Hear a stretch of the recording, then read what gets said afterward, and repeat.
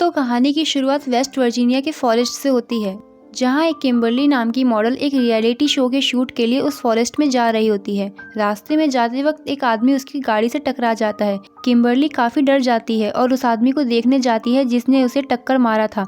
जब किम्बरली उस आदमी को देखती है तब उस आदमी की सांसें चल रही होती है। किम्बरली उसकी हेल्प करने के लिए आगे बढ़ती है, लेकिन तभी वो आदमी किम्बरली को पकड़कर जोर से उसके होठ को काट लेता है।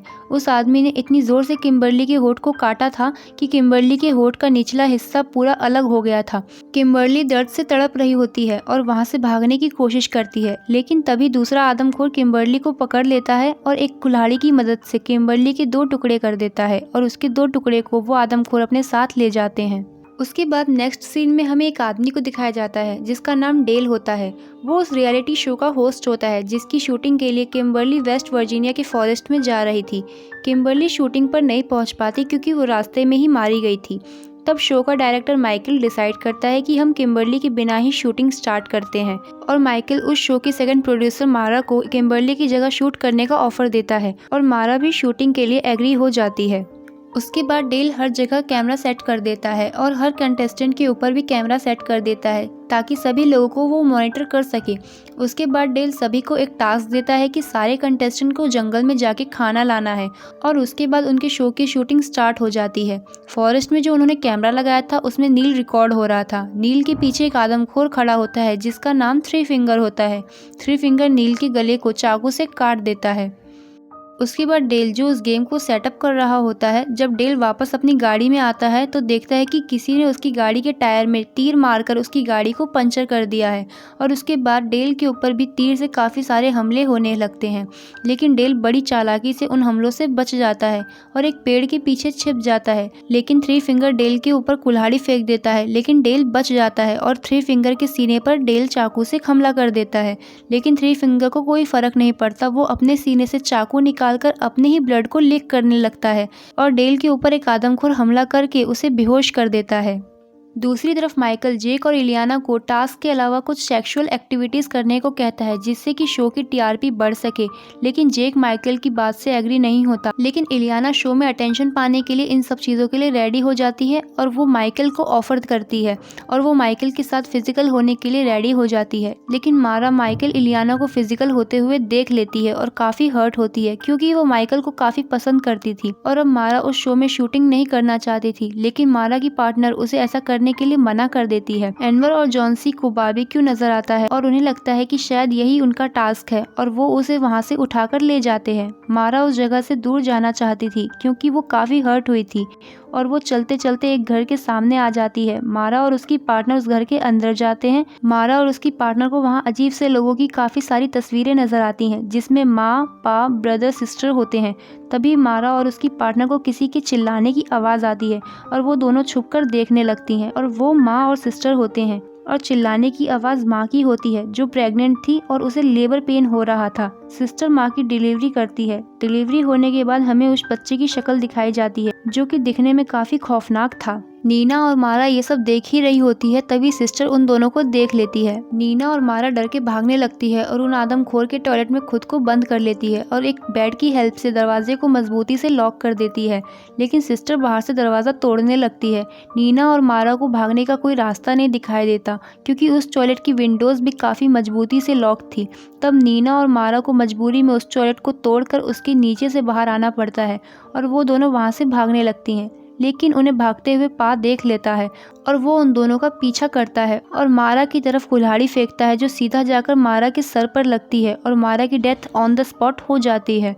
नीना वहाँ से भाग के छुप जाती है। दूसरी तरफ माँ ट्रक लेकर आती है और उस ट्रक पर मारा की बॉडी बांधी होती है। माँ मारा की एक उंगली को खाकर फेंक देती है जो सीधा नीना के पास जाके गिरती है और नीना बड़ी मुश्किल से अपने मुंह पर हाथ रखकर खुद को बचाती है और माँ और पा उस ट्रक में बैठ के वहाँ से चले जाते हैं और नीना भी वहाँ से भाग जाती है। दूसरी तरफ माइकल एलिना को वहाँ से छोड़कर शो की शूटिंग के लिए चला जाता है और एलिना वहाँ अकेली आराम कर रही होती है। तभी ब्रदर एलिना को काफ़ी देर से देख रहा होता है और ऐसा करते हुए सिस्टर उसे देख लेती है और अपने ब्रदर को मारने लगती है और जलन के कारण वो एलिना के पीछे चाकू लेकर दौड़ती है और एलिना की पीठ पर चाकू से कई बार वार करती है। चाकू से काफ़ी बार वार करने के कारण एलिना की स्पाइंस दिखने लगती है और वो भी ऑन द स्पॉट मर जाती है। फिर नेक्स्ट सीन में हमें डेल को दिखाया जाता है जिसे उन आदमखोर ने बांध रखा था। डेल को जब होश आता है तो वो खुद को बंधा हुआ पाता है और उसके सामने थ्री फिंगर नील को काट कर डिनर की तैयारी कर रहा होता है। जैसे ही थ्री फिंगर डेल को मारने के लिए आगे बढ़ता है, डेल थ्री फिंगर पर हमला कर देता है और थ्री फिंगर से उसकी बंदूक छीन के थ्री फिंगर को शूट कर देता है। माइकल अपनी आरवी में आता है और सारे कैमरास चेक करने लगता है और तभी आरवी अपने आप चलने लगती है। माइकल को लगता है कि उसे नील चला रहा है, लेकिन उसे पा और माँ चला रहे होते हैं और पा माइकल के ऊपर भी हमला कर देता है।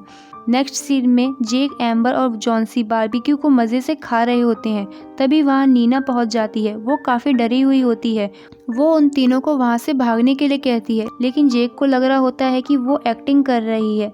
तभी एम्बर की नज़र बारबेक्यू पर पड़ती है जिसे वो सब खा रहे थे। उस बारबेक्यू पर किम्बर्ली का टैटू बना हुआ होता है। तब वो लोग समझ जाते हैं वो तब से किम्बर्ली की टांग खा रहे थे और वो सब वहाँ से डर के भाग जाते हैं।